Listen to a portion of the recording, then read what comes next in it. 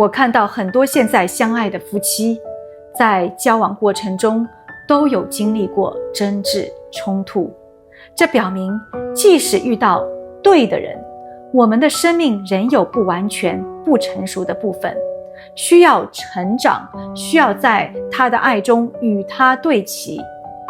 即使我们夫妻结婚已经超过20年，过程中仍然会有拉扯、争执、挫败和学习。幸福的婚姻并非意味着所有的事情都顺顺利利的这样宿命论观点。许多人不断地在关系和婚姻中转换，总觉得自己没有找到真爱，就是因为抱持着这种追寻的心态，一个关系换到另一个关系，一个婚姻换到另一个婚姻。